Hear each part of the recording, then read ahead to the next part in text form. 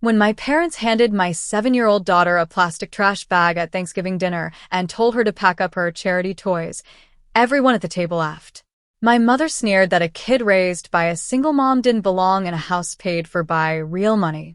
They thought they had reduced me to nothing, stripping away my dignity in front of 16 family members. My lawyer begged me to make a scene, to fight back right then and there. Instead, I just smiled, held my daughter's small hand, and walked out into the cold November night. Everyone thought I had surrendered. My brother even texted me calling me a weak coward. But what my parents forgot is that for the last 5 years, I was the one managing the holding company that owned every single asset in their name. For days later, they lost everything. My name is Claire, and at 32 years old, I thought I had grown completely immune to the quiet cruelty of my own family. After my husband passed away 3 years ago, leaving me to raise our 7-year-old daughter Lily on my own, I poured every ounce of my energy into building a stable career in corporate finance. I didn't ask my parents for a single penny. Yet, every holiday remained a minefield. This Thanksgiving, I drove up the winding, cobblestone driveway of my parents' sprawling estate in Oak Ridge, desperately hoping for just one peaceful afternoon. Lily sat in the back seat, clutching a small, handmade turkey craft she had spent all morning decorating for her grandparents. But the moment we stepped through the carved oak front doors, the familiar coldness settled over the foyer. My mother, Eleanor, offered a tight, dismissive nod before instantly pivoting her attention to my brother Julian, the golden child whose lavish lifestyle was funded entirely by my father's company. Nobody greeted Lily. Nobody smiled. The trap was already set. The dining room was blindingly bright, gleaming with crystal goblets and antique silverware, but the air felt entirely devoid of warmth. As 16 family members passed heavy silver platters down the long table, the conversation naturally revolved around Julian's latest overpriced sports car and my mother's exclusive country club committee. Lily sat quietly beside me, patiently waiting for a lull in the laughter. Excitedly, she reached into her small knitted bag and slid her handmade holiday card across the table toward Eleanor. My mother didn't smile.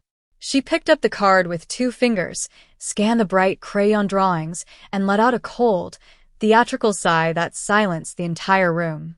She looked directly at Lily, then tossed the card into the center of the table like contaminated trash.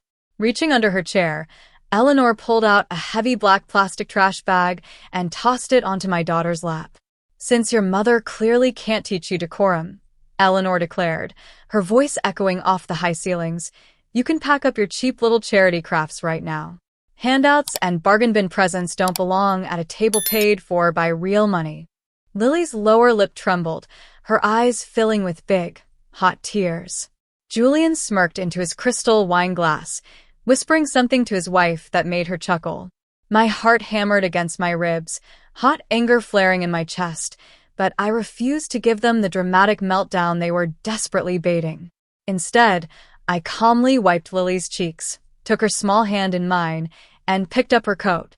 As we walked out into the freezing November night, leaving their laughter behind, I made a silent vow. My response wouldn't be a loud argument. It would be absolute, crushing reality.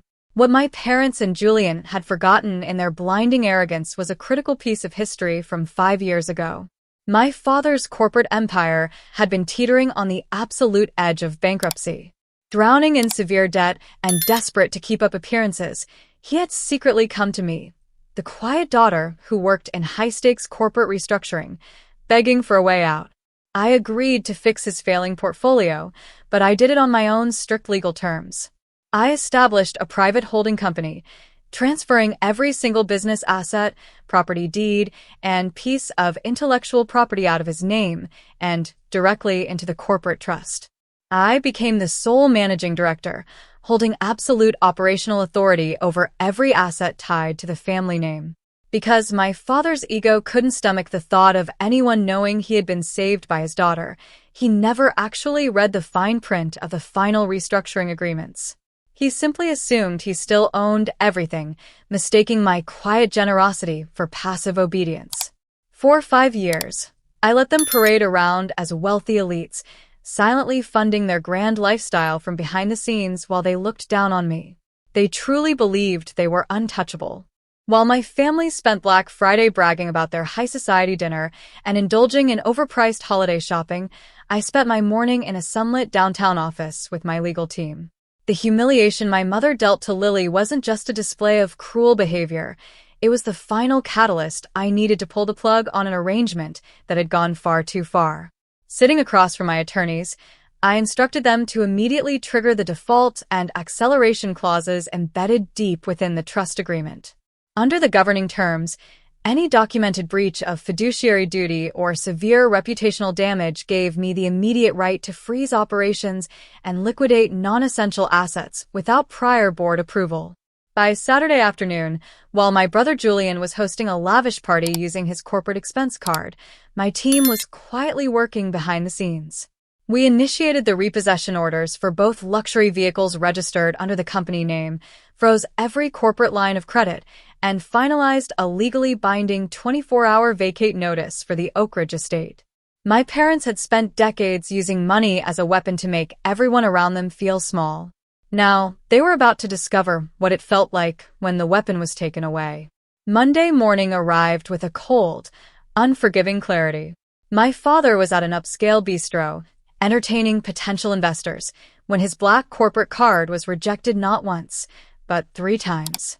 While he was frantically yelling at the embarrassed waiter, 2 flatbed tow trucks pulled onto the cobblestone driveway of the Oak Ridge estate, quietly hoisting Julian's sports car and my mother's luxury SUV onto their beds.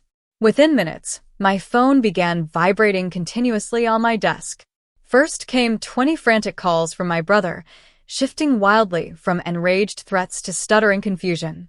Then came my father, screaming that there had been a massive banking glitch and demanding that I fix it immediately. I didn't answer a single text or call.